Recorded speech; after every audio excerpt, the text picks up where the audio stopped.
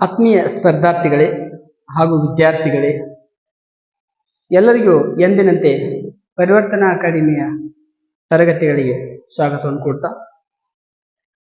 ಇವತ್ತು ಒಂದು ಹೊಸ ವಿಷಯದೊಂದಿಗೆ ನಾನು ತರಗತಿಯನ್ನು ಪ್ರಾರಂಭ ಮಾಡ್ತಾ ಇದ್ದೇನೆ. ಇಲ್ಲಿವರೆಗೆ ನಾನು ಕನ್ನಡ ತರಗತಿಗಳನ್ನು ಮಾಡಿದ್ದೇನೆ. ಈಗ 6ನೇ ತರಗತಿಯ ಇತಿಹಾಸ ವಿಷಯವನ್ನು ನಾನು ತೆಗೆದುಕೊಂಡು ನಾನು ಬಂದಿದ್ದೇನೆ. ಸೊ ಹಾಗಾಗಿ ಇವತ್ತು ಬಹಳ ಮುಖ್ಯವಾಗಿರ್ತಕ್ಕಂಥ ಒಂದು ಪಾಠ. ಸೊ ಅದನ್ನು ನಾನು ಮಾತನಾಡ್ತಾ ಇದ್ದೇನೆ. ಇತಿಹಾಸ ಅನ್ನುವಂಥದ್ದು ಬಹಳ ಮುಖ್ಯವಾಗಿರ್ತಕ್ಕಂಥ ಒಂದು ವಿಷಯ. ಒಂದು ಕಡೆ ಡಾಕ್ಟರ್ B.R. ಅಂಬೇಡ್ಕರ್ ಅವರು ಹೇಳ್ತಾ ಹೋಗ್ತಾರೆ, ನಾವು ಇತಿಹಾಸವನ್ನು ಓದದಿದ್ರೆ ನಾವು ಇತಿಹಾಸವನ್ನು ಸೃಷ್ಟಿಸಲಾರೆವು ಅಂತ ಹೇಳ್ತಾರೆ. ನಾವು ಇತಿಹಾಸವನ್ನು ಓದದೇ ಇದ್ರೆ ಇತಿಹಾಸವನ್ನು ಸೃಷ್ಟಿ ಮಾಡೋಕ್ಕಾಗಂಗಿಲ್ಲ ನಮ್ಮ ಕೈಯಲ್ಲಿ ಅಂತೇಳಿ ಡಾಕ್ಟರ್ B.R. ಅಂಬೇಡ್ಕರ್ ಅವರು ಇತಿಹಾಸದ ಬಗ್ಗೆ ಈ ರೀತಿ ಹೇಳ್ತಾ ಹೋಗ್ತಾರೆ. ಸೊ ಹಾಗಾಗಿ ನಾವು ಇತಿಹಾಸವನ್ನು ಇವತ್ತು ಅಧ್ಯಯನ ಮಾಡುವ ಅಗತ್ಯತೆ ಅದ ಅಂತೇಳಿ ಹೇಳ್ತಾ, ಎಲ್ಲ ಮುಂಬರುವ GPSTR ಇರ್ಬೋದು, PSTR ಇರ್ಬೋದು, ಎಲ್ಲ ಮುಂಬರುವ SD, FDA ಎಲ್ಲ ತರಗತಿಗಳಿಗೆ ಇವು ಬಹಳ ಮುಖ್ಯವಾಗಿರ್ತಕ್ಕಂಥ ಒಂದು ಸಬ್ಜೆಕ್ಟ್ ವಿಷಯ ಅಂತ ಹೇಳ್ತಾ, ಇವತ್ತಿನ ವಿಷಯ ಇತಿಹಾಸದ ಪರಿಚಯ ಅಂತ. ಇತಿಹಾಸದ ಪರಿಚಯ 6ನೇ ತರಗತಿಯಲ್ಲಿ ಬಹಳ ಚೆನ್ನಾಗಿ ಕೊಟ್ಟಿದ್ದಾರೆ. ಬೇಸಿಕಲ್ಲಿ ಏನು ಬೇಕು ಏನು ಬೇಡ ಅಂತೇಳಿ ನಾನು ಗಮನಿಸಿ 6ನೇ ತರಗತಿಯಿಂದ ಹಿಡಿದು 10ನೇ ತರಗತಿವರೆಗೆ ನಾನು ಇದನ್ನು ತೆಗೆದುಕೊಂಡು ಹೋಗಬೇಕು ಅನ್ನುವಂಥ ಒಂದು ಮನಸ್ಥಿತಿಯನ್ನು ಇಟ್ಕೊಂಡಿದ್ದೇನೆ. ಒಂದು ಪ್ರಯತ್ನ ಮಾಡಬೇಕಂತೇಳಿ ಬಯಸಿದ್ದೇನೆ. ಸೊ ಹಾಗಾಗಿ ಇವತ್ತಿನ ಇತಿಹಾಸದ ಪರಿಚಯವನ್ನು ನೋಡಿದಾಗ, ಇತಿಹಾಸ ಅದು ಒಂದು ಕ್ರಮಬದ್ಧ ಅಧ್ಯಯನ. ಹಿಂದೆ ಆದ ಘಟನೆಗಳ ಬಗ್ಗೆ ಕ್ರಮಬದ್ಧ ಅಧ್ಯಯನವನ್ನು ನಾವು ಮಾಡುವುದೇನಿಲ್ಲ, ಅದು ಇತಿಹಾಸ ಅಂತೇಳಿ ಅನಿಸ್ಕೋತದೆ. ಆಗಿ ಹೋದ ಘಟನೆಗಳನ್ನ ಕ್ರಮಬದ್ಧ ಸಿಸ್ಟಮ್ಯಾಟಿಕ್ ಸ್ಟಡಿ ಮಾಡುವುದೇನಿಲ್ಲ, ಅದು ಇತಿಹಾಸ ಅಂತೇಳಿ ಅನಿಸ್ಕೋತದೆ ಅಂತೇಳಿ ನೋಡ್ತೀವಿ. ಸೊ ಹಾಗಾಗಿ ಹಿಂದೆ ನಡೆದ ಸಂಗತಿಗಳನ್ನ ಕ್ರಮಬದ್ಧವಾಗಿ ಹೇಳುವುದೇ ಇತಿಹಾಸ. ಹಿಂದೆ ಆಗಿ ಹೋಗಿರ್ತಕ್ಕಂಥ ಘಟನೆಗಳನ್ನ ನಾವು ಕ್ರಮಬದ್ಧವಾಗಿ ಹೇಳುವುದೇನಿಲ್ಲ, ಅದು ಇತಿಹಾಸ ಅಂತ ಅನಿಸ್ಕೊಳ್ತದೆ ಅಂತ ಹೇಳಿ ನಮ್ಗೆ 6ನೇ ತರಗತಿ ಪುಸ್ತಕದಲ್ಲಿ ಈ ಪಾಯಿಂಟ್ ಸಿಗ್ತದೆ. ಅದೇ ರೀತಿ ಇತಿಹಾಸವು ಮಾನವರ ಸಫಲತೆ ಮತ್ತು ವಿಫಲತೆಗಳನ್ನು ವಿವರಿಸುತ್ತದೆ. ಸೊ ನೋಡ್ರಿ, ಸಾಕಷ್ಟು ಇಲ್ಲಿ ಗೆದ್ದವರ ಬಗ್ಗೆನೂ ನಾವು ಮಾತಾಡ್ತೀವಿ, ಸೋತವ್ರ ಬಗ್ಗೆನೂ ಮಾತಾಡ್ತೀವಿ. ಒಂದನೇ ತರಗತಿ ಸಹ ಓದಲಾರದಂತ ಅನಕ್ಷರಸ್ಥ ದೊರೆ ಅಕ್ಬರ್ನ ಬಗ್ಗೆನೂ ಓದ್ತೀವಿ. ಬಾಳ ಶಾನ್ಯ, ಬಾಳ ಕಲ್ತಾವ ಅಂತೇಳಿ ನಾವು ಜಹಾಂಗೀರ್ನ ಬಗ್ಗೆನೂ ನೋಡ್ತೀವಿ. ಹೌದಾ, ಬಾಳ ಕಲ್ತರು, ಬಾಳ ಶಾನೆ ಇದ್ರು, ಅಲ್ಲಿ ಸಕ್ಸಸ್ ಸಿಗದೆ ಅಕ್ಬರ್ನಷ್ಟು ಸಾಧನೆ ಮಾಡದೆ ಸೋತು ಹೋದಂಥ ವ್ಯಕ್ತಿಗಳನ್ನ ನಾವು ನೋಡ್ತೀವಿ. ಇಲ್ಲಿ ಗೆದ್ದವರ ಮತ್ತು ಸೋತವರ ಕಥೆಗಳನ್ನ ನಾವಿಲ್ಲಿ ಅಭ್ಯಾಸ ಮಾಡ್ತೀವಿ. ಅದೇ ಏನಪ್ಪಾ ಅಂತಂದ್ರೆ ಇತಿಹಾಸ ಅನ್ಸ್ಕೊಳ್ತೀವಿ. ಹಾಗಾಗಿ ಸಫಲತೆ ಮತ್ತು ವಿಫಲತೆಗಳು ಎರಡನ್ನೂ ಇಲ್ಲಿ ಏನಪ್ಪಾ ಅಂದ್ರೆ ನೋಡ್ತೀವಿ. ಸೋತವರ ಮತ್ತು ಗೆದ್ದವರ ಕಥೆಗಳನ್ನ ಅಭ್ಯಾಸ ಮಾಡ್ತೀವಿ. ಸೊ ತದನಂತರ ಕಾಲ, ಸ್ಥಳ, ವ್ಯಕ್ತಿಯ ಕುರಿತು ನಿರ್ದಿಷ್ಟತೆ ಮತ್ತು ಸ್ಪಷ್ಟತೆ ಮತ್ತು ಖಚಿತತೆಯನ್ನ ಇಲ್ಲೇ ಪಡ್ಕೊಳ್ತೀವಿ ಅಂತ. ಸೊ ನೋಡ್ರಿ, ಯಾವಾಗ ನಡೀತು ಕಾಲ ಅಂತಂದ್ರೆ ಯಾವಾಗ ನಡೀತು, ಎಲ್ಲಿ ಸ್ಥಳ, ಎಲ್ಲಿ ಯಾವ ಸ್ಥಳ ನಡೀತು, ಮತ್ತು ವ್ಯಕ್ತಿ ಯಾರಿದೆ, ಇವೆಲ್ಲದ್ರ ಬಗ್ಗೆ ಏನಪ್ಪಾ ಅಂದ್ರೆ ನಿರ್ದಿಷ್ಟವಾಗಿ, ಸ್ಪೆಸಿಫಿಕ್ ಆಗಿ, ಸ್ಪಷ್ಟವಾಗಿ, ಅಕ್ಯುರೇಸಿ ಮತ್ತು ಖಚಿತತೆ, ಸ್ಪಷ್ಟತೆಯನ್ನು ನಾವಿಲ್ಲಿ ಕಂಡುಕೊಳ್ತೀವಿ. ಯಾವ ಸ್ಥಳದಲ್ಲಿ, ಯಾವ ವ್ಯಕ್ತಿ ಮತ್ತು ಯಾವ ವರ್ಷ ಅಂತ, ಇಸ್ವಿನೋ ದಿನಾನೋ ತಾರೀಕು ಯಾವ್ದು, ಎಲ್ಲವೂ ಏನಪ್ಪಾ ಚೆನ್ನಾಗಿ ನಾವು ಕ್ರಮಬದ್ಧವಾಗಿ ಅಧ್ಯಯನ ಮಾಡುವಂತ ಒಂದು ಪರಿಪಾಠವನ್ನ ನಾವು ಇತಿಹಾಸದಲ್ಲಿ ನೋಡ್ತೀವಿ.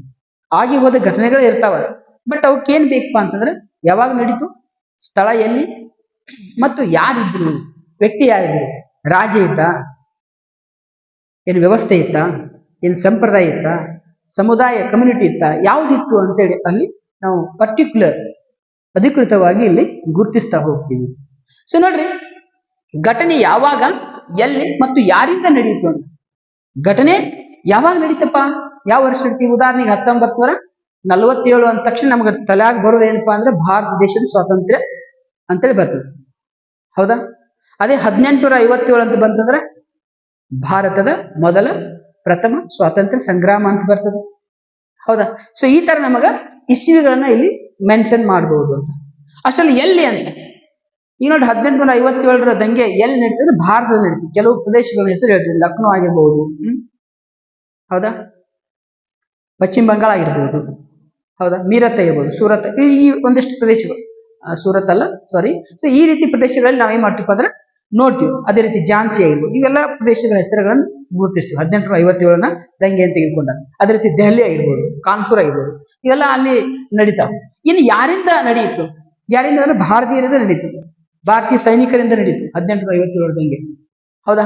ಸೊ ಈ ರೀತಿ ಸ್ಪಷ್ಟವಾಗಿ ನಾವು ನೋಡ್ತೀವಿ. ಅಲ್ಲಿ ಮುಖ್ಯವಾದ ಒಬ್ಬ ವ್ಯಕ್ತಿನ ಹೆಸರು ಹೇಳಿದ್ರೆ ಅಂತ ಮಂಗಲ್ ಪಾಂಡೆ ಅನ್ನುವಂಥ ಒಬ್ಬ ವ್ಯಕ್ತಿ ಏನ್ ಮಾಡ್ತಾನಪ್ಪ ಅಂದ್ರೆ ಭಾರತೀಯ ಸೈನಿಕರಿಗೆಲ್ಲ ಮತ್ತು ಹಂದಿ ಮತ್ತು ಹಸುವಿನ ಮಾಂಸವನ್ನ ಅಥವಾ ಕೊಬ್ಬನ್ನ ಯಾವುದು ಎನ್ಫೀಲ್ಡ್ ಬಂದೂಕುಗಳಿಗೆ ಬಳಸ್ತಾರ ಅನ್ನುವಂತ ಒಂದು ವದಂತಿ ಎಲ್ಲಾ ಕಡೆ ಹಬ್ಬಿದ್ರ ಪರಿಣಾಮದಿಂದ ಬ್ರಿಟಿಷರು ಈ ರೀತಿ ಮಾಡಿದಾರೆ ಅಂತೇಳಿ ಅನ್ನುವಂತ ಒಂದು ವದಂತಿ, ಒಂದು ಪ್ರಚಾರ ಎಲ್ಲಾ ಕಡೆ ಹಬ್ಬಿದ್ರ ಪರಿಣಾಮದಿಂದ ಮೊದಲೇ ಎಲ್ಲ ಸಂಪ್ರದಾಯಸ್ಥ ಭಾರತೀಯ ಸೈನಿಕರು ಇದನ್ನು ಸಾರಾಸಗಟಾಗಿ ವಿರೋಧ ಮಾಡ್ತಾರೆ. ಮಂಗಲ್ ಪಾಂಡೆ ಅನ್ನುವಂಥ ವ್ಯಕ್ತಿ ಮಾಡ್ತಾರೆ ಬ್ರಿಟಿಷ್ ಅಧಿಕಾರಿನ ಕೊಂದು ಬಿಡುವಂತ ಒಂದು ಘಟನೆ ನಡೀತದೆ ಅಂತ. ಸೊ ಇದನ್ನೆಲ್ಲ ನೋಡಿದಾಗ ಯಾವಾಗ ಮತ್ತು ಎಲ್ಲಿ ಮತ್ತು ಯಾರಿಂದ ನಡೀತು ಅಂತೇಳಿ ನಾವು ಸ್ಪಷ್ಟವಾಗಿ ಗುರುತಿಸಬಹುದು. ಇತಿಹಾಸವನ್ನು ಹೇಗೆ ರಚಿಸಬೇಕು ಎಂದು ಮೊದಲ ಬಾರಿಗೆ ತೋರಿಸಿದವರು ಯಾರು ಅಂತ ಕೇಳಿದ್ರೆ ಗ್ರೀಕ್ ದೇಶದವರು. ಯಾರು ಹೇಳಿದ್ರೆ? ಗ್ರೀಕ್ ದೇಶದವರು. ಇತಿಹಾಸವನ್ನು ಈ ರೀತಿ ಸಿಸ್ಟಮೆಟಿಕ್ ಆಗಿ ರಚಿಸಬೇಕು. ಹೇಗೆ ರಚಿಸಬೇಕು, ಹೆಂಗೆ ರಚಿಸಿದ್ರೆ ಇದು ಚೆನ್ನಾಗಿರ್ತೈತಿ ಅಂತೇಳಿ ಮೊದಲು ಅಭ್ಯಾಸ ಮಾಡಿದವರು, ಅದನ್ನ ನಮಗೆ ಚೌಕಟ್ಟಿನ ಹಾಕಿಕೊಟ್ಟವರು ಗ್ರೀಕರು. ಸೊ ಆ ಗ್ರೀಕರ ವ್ಯಕ್ತಿ ಯಾರು ಅಂತ ಕೇಳಿದ್ರೆ ಹೆರೋಡೋಟಸ್. ಯಾರು ಹೇಳ್ರಿ? ಹೆರೋಡೋಟಸ್. ಆ ಹೆರೋಡೋಟಸ್ ಏನು ಎಂತು ಅಂತ ಕೇಳಿದ್ರೆ, ಆ ವ್ಯಕ್ತಿ ಯಾರು ಅಂತ ಕೇಳಿದ್ರೆ ಆತ ಏನಪ್ಪಾ ಅಂತಂದ್ರೆ ಒಬ್ಬ ಗ್ರೀಕ್, ಇತಿಹಾಸವನ್ನು ಅಧ್ಯಯನ ಮಾಡಬಲ್ಲ ಅಥವಾ ಮಾಡಿದ ಮೊದಲ ವ್ಯಕ್ತಿ. ಸೊ ಹಾಗಾಗಿ ಇವರನ್ನ ಏನ್ ಕರಿತೀವಿ ಅಂದ್ರೆ ಇತಿಹಾಸದ ಪಿತಾಮಹ ಅಂತ ಕರಿತೀವಿ. ಇತಿಹಾಸದ ಪಿತಾಮಹ.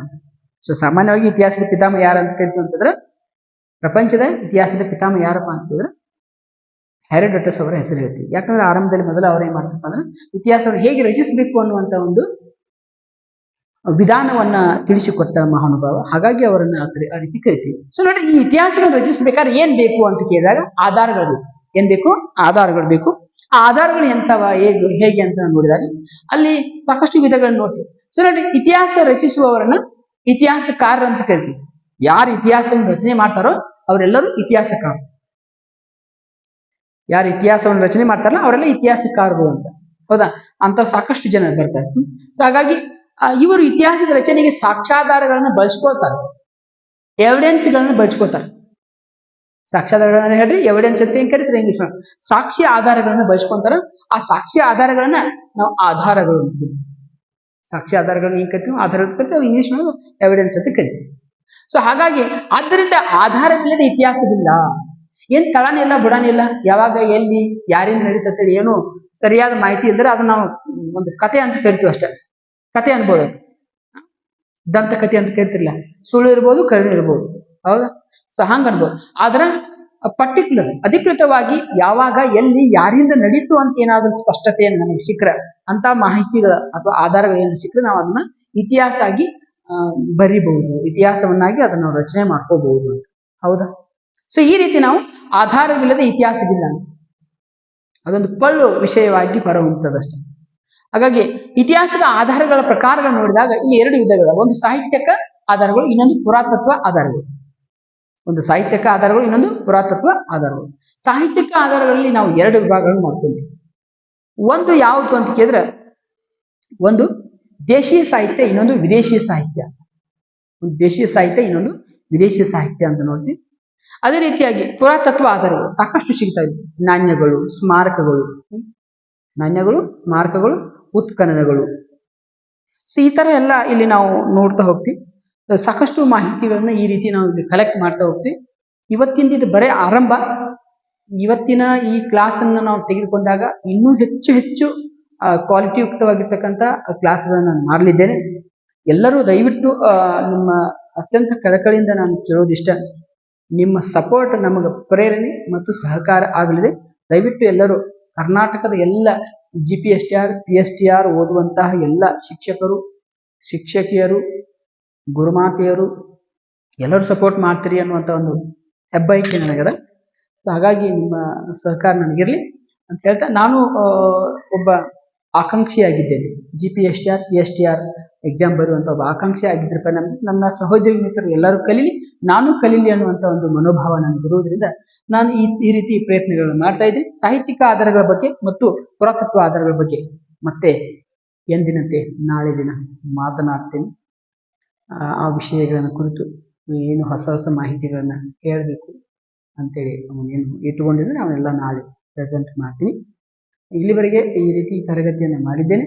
ಇತಿಹಾಸ ಅಂದ್ರೇನ, ಇತಿಹಾಸ ಹೇಗೆ ರಚಿಸಬೇಕು, ಇತಿಹಾಸಕ್ಕೆ ಏನು ಬೇಕು, ಇತಿಹಾಸಕ್ಕೆ ಏನು ಬೇಡ, ಮತ್ತು ಎಲ್ಲಿ ಹೇಗೆ ಯಾವಾಗ ಅಂತ ಎಲ್ಲ ಮಾಹಿತಿಗಳನ್ನು ಮಾತಾಡಿದ್ದೇನೆ. ಇತಿಹಾಸದ ಪಿತಾಮಹ ಯಾರು, ಆ ವ್ಯಕ್ತಿ ಯಾವ ದೇಶದವ, ಏನು ಮಾಡಿದ, ಮೊದಲ ಬಾರಿಗೆ ಅವನೇ ಹಾಕ್ಕೊಟ್ಟ, ಹೀಗೆಲ್ಲ ಮಾಹಿತಿಗಳನ್ನು ಇಲ್ಲಿ ಒಂದಿಷ್ಟು ನಾನು ಹೇಳುವಂಥ ಪ್ರಯತ್ನ ಮಾಡಿದೆ. ಇಷ್ಟೆಲ್ಲ ನೋಡಿದಾಗ ಮತ್ತೆ ನಾಳೆ ದಿವಸ ನಾನು ಇದನ್ನು ಕಂಟಿನ್ಯೂ ಮಾಡ್ತೀನಿ ಅಂತ ಹೇಳ್ತಾ ಇವತ್ತಿನ ತರಗತಿಯನ್ನು ಮುಗಿಸ್ತಾ ಇದ್ದೀನಿ. ನಮಸ್ಕಾರ, ಶುಭ ಸಂಜೆ.